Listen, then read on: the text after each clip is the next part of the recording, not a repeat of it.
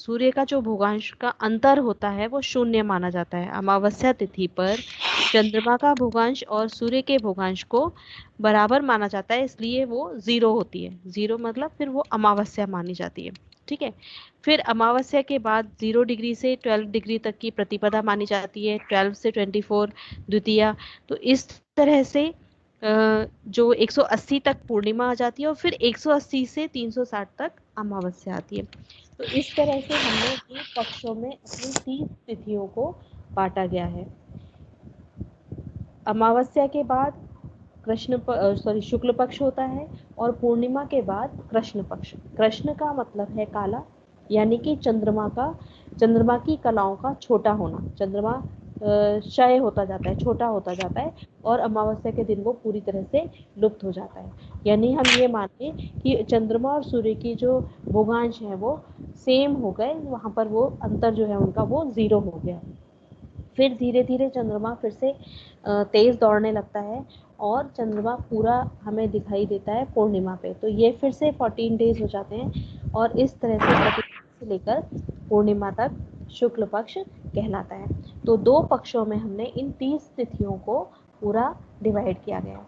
आप कैसे इन तिथियों का कैलकुलेशन करेंगे, कैसे आप गणना करेंगे, ये देखते हैं। देखिए, वही चीज जो मैंने अभी बोली थी वही दी हुई है कि जब चंद्रमा ठीक सूर्य के भोगांश से आगे बढ़ाता है तो प्रतिपदा का प्रारंभ हो जाता है, जो 0 से 12 डिग्री अंतर तक जो रहेगा, अंतर जो रहेगा दोनों के भोगांश का, वो पहली तिथि होगी। फिर ये डिफरेंस जो होता है धीरे धीरे 12 डिग्री से ज्यादा हो जाता है तो द्वितीय तिथि का प्रारंभ हो जाता है। फिर इस तरह से 180 डिग्री तक पूर्णिमा और फिर 180 के बाद 360 तक अमावस्या तक ये तिथियां जो हमने अभी इसमें टेबल में देखा उसके अकॉर्डिंग टोटल 29.5 डेज में ये कंप्लीट हो जाती है। माने कि एक चंद्रमास जो होता है वो उसमें 30 तिथियां जो होती हैं वो 29.5 डेज की होती हैं। यानी कि पूरे 30 दिन में 30 तिथियां नहीं होती। यही कारण है कि कभी तिथियों का क्षय हो जाता है, कभी कभी 2 दिन तक एक तिथि भी चलती है। इसका जो ये जो चेंजेस होते हैं, क्षय होना या फिर डबल तिथि का होना, ये डिपेंड करता है चंद्रमा की गति पर।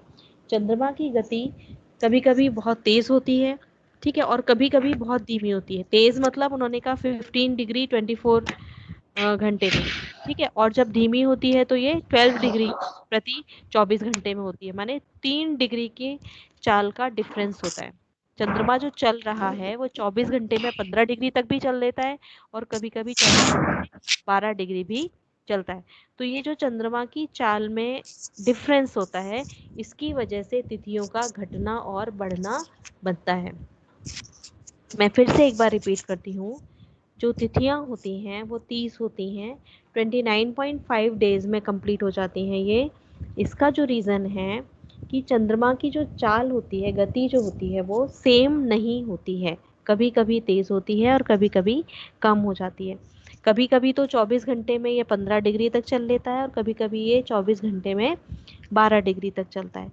तो ये जो गति तेज और धीमी होने की वजह से तिथि का क्षय भी हो जाता है और कई बार जब ये धीमा चल रहा है तो एक तिथि 2 दिन तक चलती है, एक सूर्योदय से दूसरे सूर्योदय तक एक ही तिथि चल रही है। यानी कि चंद्रमा की गति क्या हो गई, धीमी हो गई। तो ये जो तिथि है, इस तिथि को हम कैसे ज्ञात करते हैं, तिथि की गणना हम कैसे करते हैं? तो इसके लिए आप ये देख सकते हैं कि चंद्रमा का जो भूभांश है उसमें से हम सूर्य के भूभांश को माइनस कर देंगे और उसको हम 12 से डिवाइड कर देंगे। 12 से हमने क्यों डिवाइड किया, क्योंकि 12 डिग्री का डिफरेंस है तिथि की, है ना। जो 30 तिथियां हैं, 360 को हम 360 डिग्री चल रहा है तो हम 12 डिग्री का डिफरेंस मान के चलेंगे। तो हम इसकी तिथि को गणना कैसे करेंगे, चंद्रमा का भूभांश माइनस सूर्य का भूभांश बटे 12, 12 से भाग देंगे।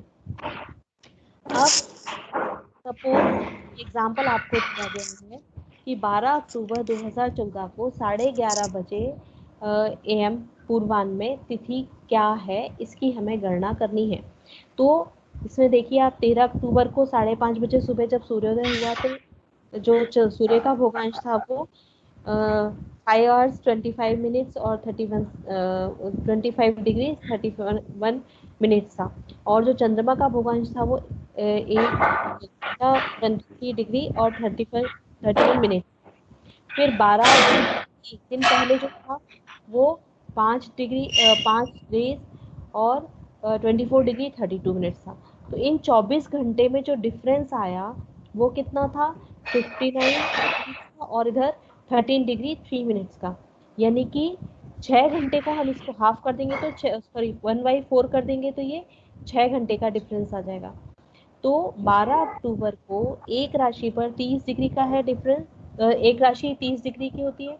तो ये जो डिफरेंस है, ये डिफरेंस चंद्रमा का भूगोंश जो 43 डिग्री और 44 मिनट है, और जो सूर्य के भूगोंश है वो 174 डिग्री 47 मिनट को डिवाइड किया 12 से। जब भी चंद्रमा का भूगोंश सूर्य के भूगोंश से कम होता है तो हम उसमें 360 डिग्रीज को जोड़ देते हैं। क्यों जोड़ देंगे, क्योंकि बड़ी संख्या में से छोटी संख्या को घटा सकते हैं, छोटी संख्या में से बड़ी को नहीं घटा सकते। तो जब 43 डिग्री 44 मिनट में हमने 360 जोड़ा तो ये क्या बन गया, 403 डिग्री 44 मिनट। और इसमें से जब सूर्य के भूगोंश को डिवाइड करके माइनस करके 12 से डिवाइड किया तो ये 19 और 57 मिनट्स अपॉन 12। तो इससे हमें ये समझ में आ रहा है कि 19वीं तिथि जा चुकी है और 20वीं तिथि चल रही है, क्योंकि कंटिन्यूएशन में है, क्योंकि उसमें केवल 57 मिनट से निकले हैं। ठीक है, तो इस तरह से अब 20वीं तिथि का मतलब क्या होता है, 20वीं तिथि कौन सी होगी, तो आप अमावस्या से 15 दिन पूर्णिमा के ले लीजिए और फिर 5 दिन और ले लीजिए, तो पंचमी जो होगी वो तिथि मानी। तो इस तरह से हम तिथि को कैलकुलेट करके निकाल सकते हैं। अब यहाँ पर देखिएगा, जो तिथि है 14 तथा 15 दिसंबर की इन्होंने बताया है। दोनों तारीखों में दिल्ली में सूर्योदय 7:06 सुबह हो रहा है, और तिथि जो निकल रही है तो दोनों की आप 22वीं तिथि निकल चुकी है और 23वीं इसका तिथि माइक खुला हुआ है, निकल इसको रही बंद करवा दो मैडम। हो सकता है किसी ने अनम्यूट नहीं किया है, सॉरी हाँ, म्यूट बहुत नहीं किया, दिक्कत आ इसलिए रही है आवाज बहुत आ रही ज्यादा। है। और ये तो आप लोगों को खुद से सोचना चाहिए, ये लोग समझते ही नहीं है इस चीज को। मैं तो इतनी देर से आवाज सुन रही हूँ पर मुझे लगा किसी को शायद समझ में आ रहा है सबको, इसलिए सब शांत है। तन्मय अभी तन्मय का खुला हुआ।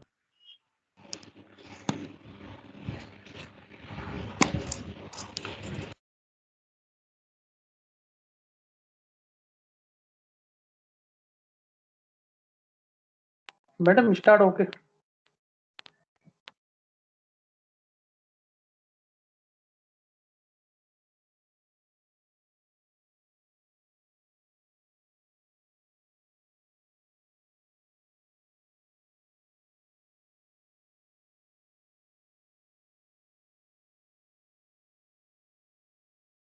मैडम आपका माइक म्यूट है।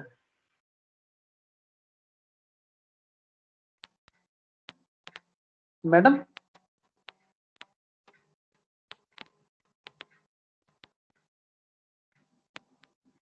मैडम का माइक भी म्यूट हो गया है मुझे लग रहा है। वही लग रहा है।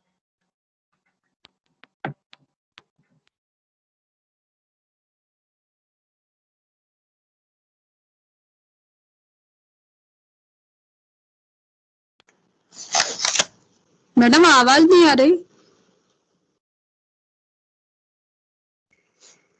मैडम आवाज नहीं आ रही मैडम।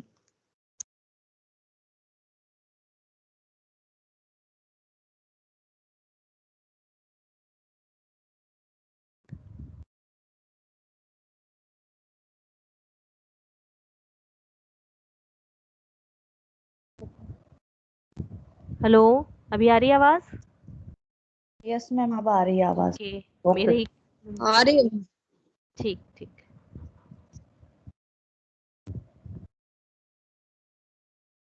हाँ जी, तो हम लोग ये तिथि की जो बात कर रहे थे, 2 दिन की हमने 14 दिसंबर और 12 दिसंबर की जो सॉरी 14 दिसंबर और 15 दिसंबर को जो हमने तिथियां कैलकुलेट की, ये देखिए जो 14 और 15 की, यहाँ पर भी 22वीं तिथि जा चुकी है और 23वीं तिथि चल रही है, और यहाँ पर भी 22वीं तिथि जा चुकी है, 23वीं तिथि चल रही है, यानी कि दोनों दिन 14 दिसंबर 2014 और 15 दिसंबर 2014 को एक ही तिथि चल रही है, यानी कि जो तिथि अष्टमी जो तिथि चल रही है वो अधिक तिथि हो गई। जैसे तिथि बढ़ जाती है ना, तो हम इस तरह से चंद्रमा के भोगांश और चंद्रमा के भोगांश में से सूर्य के भोगांश को माइनस करके उसको 12 से डिवाइड करके आप किसी भी दिन की तिथियों को निकाल सकते हैं। तो आपको चंद्रमा के भोगांश दिए जाएंगे, सूर्य के भोगांश दिए जाएंगे, तो आपको ये तिथि आप निकाल सकते हो। तो 6 तिथि है या फिर अधिक तिथि है या कोई भी जो तिथि है वो इस तरह से आपको समझ में आ जाएंगी।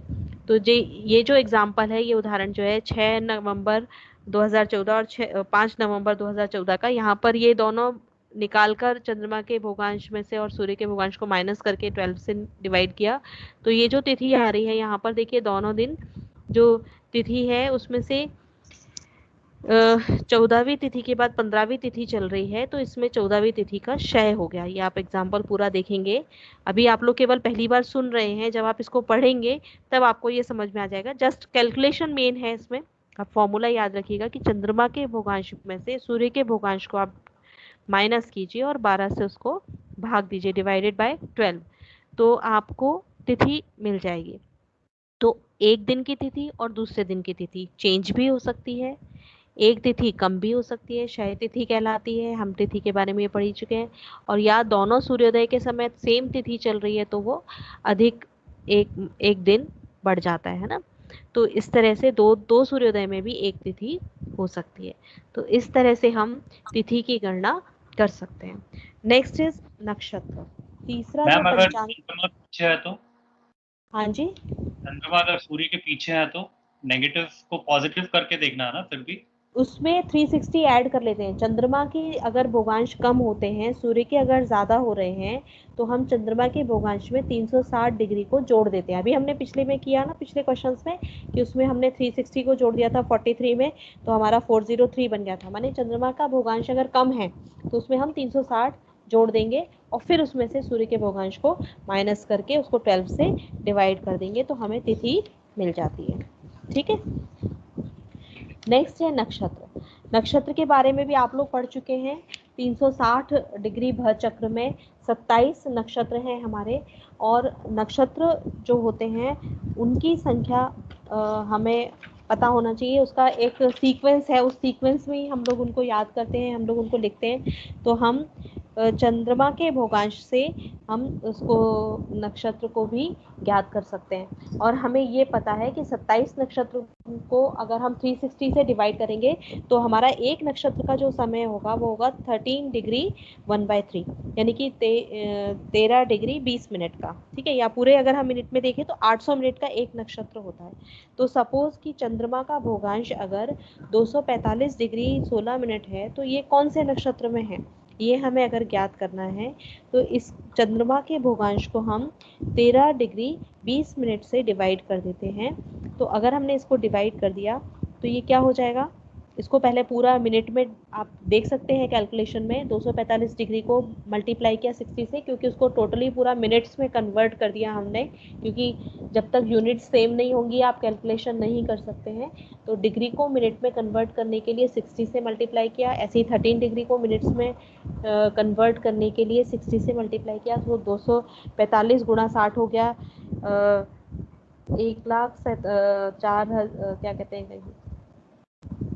14,700 मिनट हो गए, प्लस 16 मिनट्स। तो ये दोनों को जोड़ा तो 14,716 मिनट, और 780 में 20 मिनट को जोड़ दिया तो ये टोटल 800 मिनट। तो ये जो टोटल आ गया वो हो गया 18 डिग्री 316 मिनट्स अपॉन 800, यानी कि ये 18 नक्षत्र, चंद्रमा का भोगांश जब 245 डिग्री 16 मिनट का है तब चंद्रमा 18 नक्षत्र पूरे कर चुका है। अब अगर हम नक्षत्र में देखें तो नक्षत्र में आप 18वां नक्षत्र देखिए, ज्येष्ठा नक्षत्र है और उसके बाद मूल आ जाता है ना। तो 18वां नक्षत्र ये पूरा कर चुका है। तो ये कौन सा नक्षत्र चल रहा है हमारा इस वाले भोगांश पर, चंद्रमा के भोगांश पर, ये चल रहा है मूल, 19वां। ठीक है, तो 19वां नक्षत्र है और चूंकि इसका जो मिनट्स हैं वो कितने मिनट्स आ गए इसके, जो नक्षत्र होते हैं उसके भी तो चरण होते हैं ना, 4 चरण होते हैं कि नहीं। तो ये 316 में है, तो यानी कि 200 से 400 के बीच है, तो ये दूसरे चरण में है। तो 1 से 200 के बीच जब मिनट्स होते हैं किसी नक्षत्र के, तो वो प्रथम चरण में होता है। 200 से 400 के बीच है तो वो द्वितीय चरण में होगा। 400 से 600 के बीच में है तो वो तृतीय चरण में, और 600 से 800 के बीच में है तो नक्षत्र का चतुर्थ चरण होता है। यानी कि हमारा 316 है, तो इसका मतलब मूल नक्षत्र के द्वितीय चरण में है। तो इस तरह से आप नक्षत्र को कैलकुलेट कर सकते हो। मैं एक बार फिर से आपको देखिए समझा देती हूँ। चंद्रमा का भूभांश आपको जो दिया जाएगा, उसको आपको एक नक्षत्र के लिए जो टाइम डिसाइडेड है वो है 13 डिग्री 20 मिनट्स, उससे आपको डिवाइड करना है। डिवाइड करने से पहले आपको डिग्री को पूरा मिनट्स में कन्वर्ट कर लेना है, बदल लेना है। तो हमने 245 डिग्री को मिनट में बदलने के लिए पहले हमने 245 गुणा 60 किया प्लस 16 मिनट्स। इसी तरह से 13 डिग्री को मिनट में कन्वर्ट करने के लिए 13 इंटू 60 हो गया प्लस 20। तो कैलकुलेशन करने के बाद ये 14,716 मिनट्स डिवाइडेड बाय 800। ठीक है, क्यों? क्योंकि एक नक्षत्र के जो मिनट्स में पूरे हमने ऊपर देखो कैलकुलेशन किया है 13 डिग्री 20 मिनट्स को 800 मिनट्स आ रहे हैं। ठीक है, तो डिवाइड करने के बाद में ये 18 डिग्री पूरा 316 मिनट्स आ रहे हैं। यानी कि 18 नक्षत्र कंप्लीट हो गए, 19वां नक्षत्र चल रहा है, और 19वां नक्षत्र में भी 316 मिनट्स है ना। तो 1 से 200 के बीच अगर ये मिनट्स आ रहे हैं तो वो प्रथम चरण कहलाएगा नक्षत्र का। 200 से 400 के बीच है तो द्वितीय चरण, 400 से 600 के बीच है तो तृतीय चरण, और 600 से 800 के बीच है तो चतुर्थ चरण में वो नक्षत्र होगा। मैम नक्षत्रों इसमें का क्या आ रहा है, मतलब ये समझ में नहीं आ रहा है। 200 400 ये 600 800। हाँ, ओके, ये देखिए यहाँ पर हमने ऊपर दिख रहा है एक नक्षत्र बराबर 360 डिग्री को हमने डिवाइड किया 27 से। 360 is divided by 27, then we will get 13 degree 1/3। यहाँ हम इसी को कहते हैं 13 डिग्री 20 मिनट्स, क्योंकि 60 के 1/3 हो गया 20 मिनट्स। ये तो समझ में आ रहा है, यहाँ तक या तो क्या? समझ में आ रही है। इसको तो अब 13 डिग्री 20 मिनट्स को उन्होंने टोटली मिनट्स में कन्वर्ट कर दिया, पूरा मिनट्स में। आप 13 डिग्री को मिनट्स में कन्वर्ट करो तो 13 इंटू 60 हो जाएगा और प्लस 20 हो जाएगा, तो 800 मिनट्स होते हैं। यानी कि एक नक्षत्र का टोटल टाइम जो होता है वो 800 मिनट्स होता है। यहाँ तक तो समझ में आ रही है, आ ये गया? पेन जो है ये तो समझ में आ रही है, उसके हाँ बाद जी, बताइए ना। हाँ जी। अब हमको ये पता लगाना है कि चंद्रमा का भूभांश है 245 डिग्री 16 मिनट्स, 245 डिग्री 16 मिनट्स। तो ये किस नक्षत्र में है ये हमको निकालना है। तो इसके लिए हम क्या करेंगे, 245 डिग्री 16 मिनट को हम 13 डिग्री 20 मिनट से डिवाइडेड कर देंगे। डिवाइड करने पर पहले हमने उसको मिनट में कन्वर्ट किया, तो finally we are getting 14,716 minutes total. ठीक है, 14,716 मिनट्स डिवाइडेड बाय ये 800 आ गया मैम। करके आ गया। 18 नक्षत्र चला गया और 19 हाँ, पे हो रही है। 19th रन कर रहा है, और लेकिन ये 19th 316 को देखना है हमें। हाँ 19th नक्षत्र में भी हम 316 मिनट्स में हैं। 316 मिनट्स उसके मतलब इतने मिनट्स हो चुके हैं। तो अब हमारे ये जो 316 मिनट्स है ये कौन से वाले चरण में आएंगे? हर नक्षत्र के 4 चरण होते हैं। तो अगर हमारे ये मिनट्स 1 से 200 के बीच है तो नक्षत्र का प्रथम चरण होगा। 200 से 400 के बीच है तो नक्षत्र का द्वितीय चरण होगा। 400 से 600 के बीच में है तो तृतीय चरण में होगा नक्षत्र। और 600 से 800 के बीच है तो नक्षत्र का चौथा चरण होगा या चतुर्थ चरण, यानी कि फोर्थ उसका पार्ट चल रहा है उसके समय का। ठीक है, तो इस तरह से नक्षत्र कौन सा है प्लस कौन से चरण में है वो, ये दोनों चीजें आप इस कैलकुलेशन से निकाल सकते हो। नक्षत्रों के नाम हम लोगों ने पढ़े ही हुए हैं फलित में।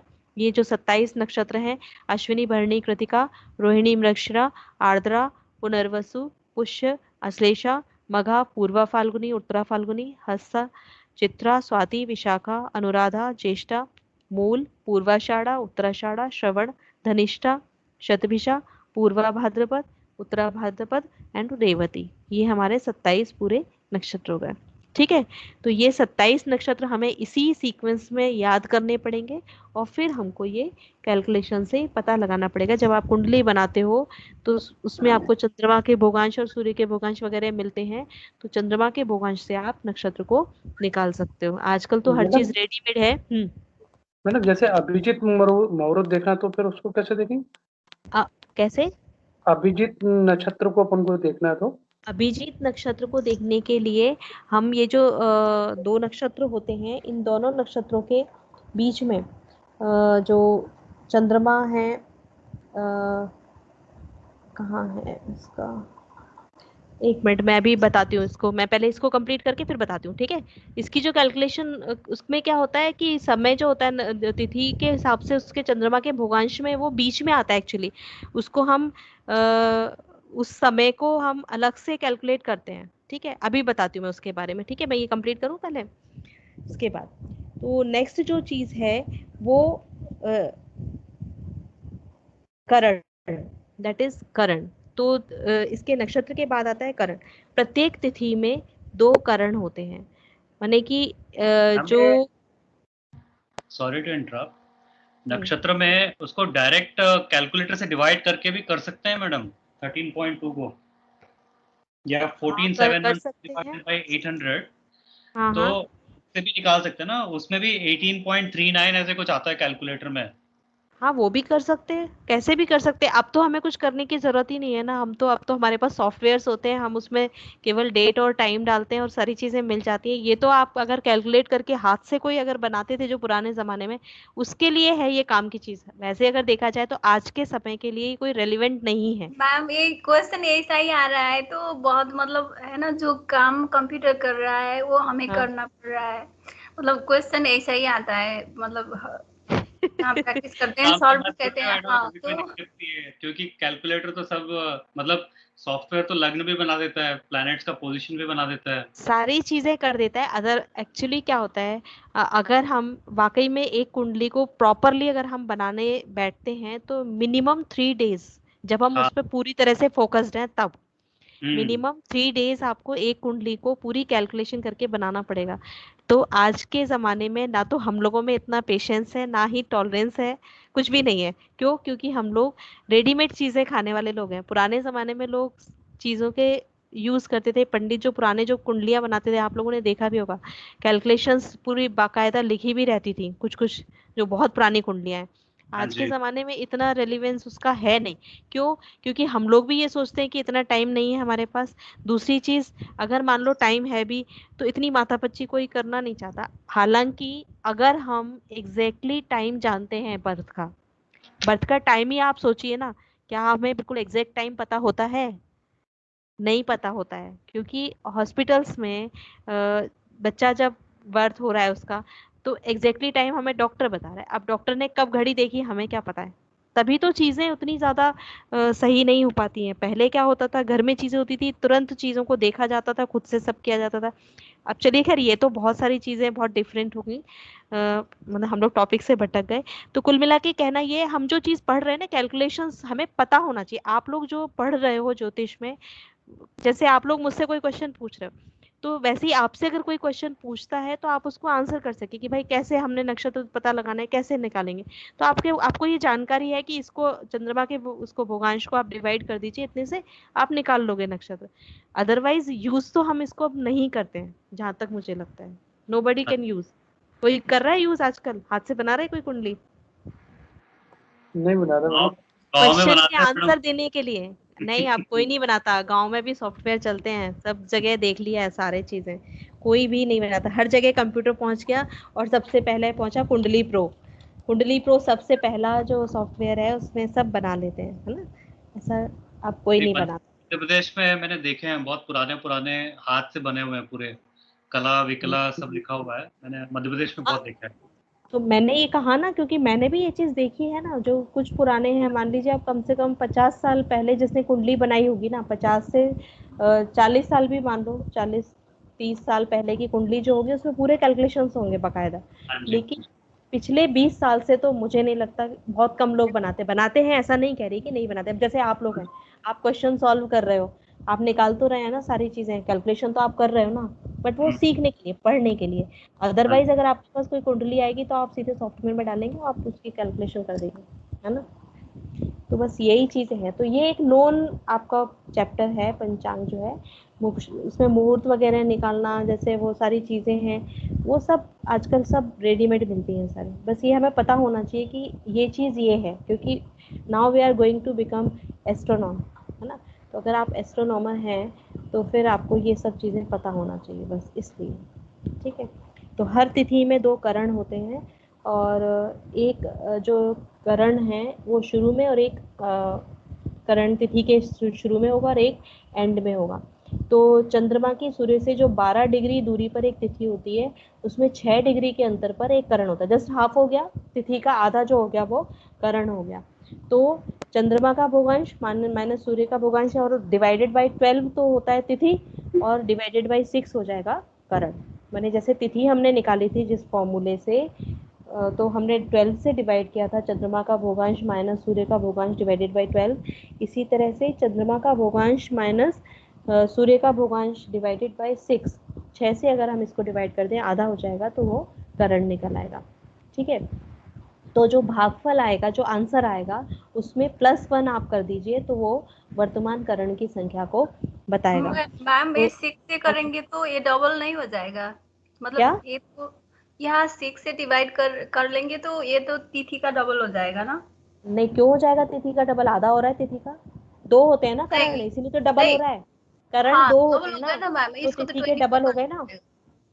नहीं तिथि इसको 24 से करेंगे तब कम आएगा, ये 6 से करेंगे तो ज्यादा आएगा ना। 2 करण होते हैं ना, इसलिए डबल होगा ना वो। तिथि 1 होती है, करण 2 होते हैं, तो करण की वैल्यूज क्या होना चाहिए? डबल होना चाहिए ना। नहीं नहीं समझ में पहले, नहीं आप मैडम, ये कंफ्यूज हो रहे 24 से ही डिवाइड होना चाहिए इसको। हाँ हैं। 24 से होना है ये तो। चलिए ठीक है, हो सकता है मिस्टेकन हो गया हो, ठीक है, क्योंकि मैंने इतना भी ध्यान दिया नहीं कैलकुलेशंस पर। चलिए ठीक है, देख लीजिएगा, ठीक है। तो इस तरह से जो करण होते हैं वो 1 महीने में 8 बार आते हैं। क्योंकि ये जो टोटल 7 करण होते हैं, ये नाम लिखे हुए हैं, बव है, बालव है, कौलव है, तैतिल है, गर है, वणिज है, विष्टि है, ठीक है। और ये जो करण है ये 1 महीने में 8 बार रिपीट होते हैं। माने जैसे बव है तो वो 8 बार आएगा। तो इस तरह से जो 8 महीने में 8 बार आते हैं, 8 × 7 = 57 करण। इसमें 4 निम्नलिखित करण और होते हैं, 4 और जोड़े जाते हैं, शकुनी, चतुष्पाद, नाग और किंस्तुग। क्योंकि 30 तिथियों में 56 + 4 60 करण होते हैं। तो यानी कि अगर हम कहना चाहें कि 7 तो होते हैं वो जो रिपीटेड होते हैं, लेकिन ये एक ही बार आते हैं 4, तो टोटल जो करण हो गए हमारे पास 11 करण हो गए, ठीक है। इसमें से जो विष्टि है, शकुनी है, चतुष्पाद है, नाग है और जो किंस्तुग हैं, ये अशुभ करण माने जाते हैं, और इनको कर्मकांड एवं धर्मानुष्ठान आदि कार्यों के मुहूर्त के लिए अन्य करण शुभ माने जाते हैं। माने ये 4 जो हैं वो अशुभ हैं, बाकी के जो होते हैं वो शुभ करण माने जाते हैं।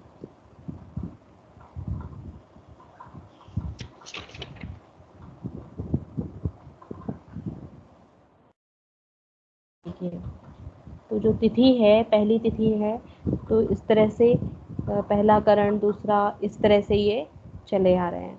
तो ये आपको पूरा बताया गया कि इस तरह से पहला करण, दूसरा करण, फिर तीसरा, चौथा, मैडम से एक ये बात पूछना करण। चाह रहा था, जी। ये जो 4 करण आपने बताए जो अशुभ हैं, उनके आने का कोई सीक्वेंस है? किसके बाद वो आएंगे? मतलब बाकी 7 को रिपीट होना है, ये कब आएंगे 4? ऐसा कोई सीक्वेंस है क्या इनका? ये तो अभी तो मुझे कुछ नहीं पता है कि अच्छा, कब आएंगे, अभी मैं नहीं बता पाऊंगी, ठीक है, ठीक है। क्योंकि मैंने ये अभी नहीं देखा।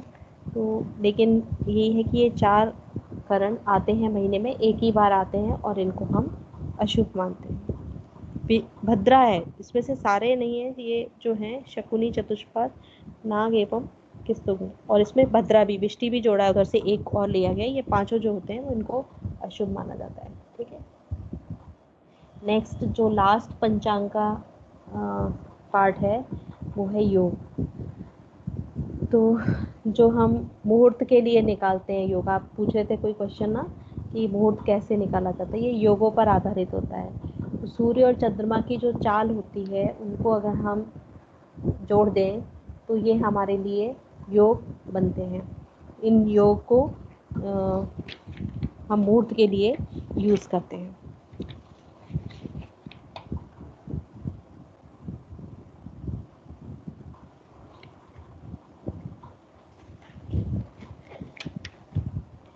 ये टोटल 27 होते हैं योग, और इनको कैलकुलेट करने के लिए हमें अपोजिट पार्ट में जाना पड़ता है। करण का जो हम लोगों ने वो तिथि निकाली थी उसमें हम माइनस कर रहे थे चंद्रमा के भोगांश और सूर्य के भोगांश को, यहाँ पर हमें उनको जोड़ना पड़ता है। तो अगर हम सूर्य के भोगांश और चंद्रमा के भोगांश को जोड़ दें और उसको फिर से 800 से डिवाइड करें, जैसे नक्षत्र में हमने किया था ना 800 से डिवाइड, तो योग भी क्योंकि 27 है तो यहाँ भी हम इसको वही 13 डिग्री 20 मिनट से डिवाइड करेंगे, या हम ये कहें कि 800 मिनट से डिवाइड करेंगे तो हमें योग मिल जाएंगे। जैसे हम नक्षत्र निकालते हैं ना, सेम वैसे ही है, लेकिन यहाँ पर हमें इनको जोड़ना है, सूर्य के भोगांश और चंद्रमा के भोगांश को जोड़ना है और उसको डिवाइड करना है 13 डिग्री 20 मिनट से। और इसी तरह से जैसे वहाँ पर था वैसे ये निकल आएगा। यहाँ पे देखिए 25वां योग निकल गया और 26वां योग चल रहा है। तो 26वां योग जो है वो हमारा कौन सा हो गया,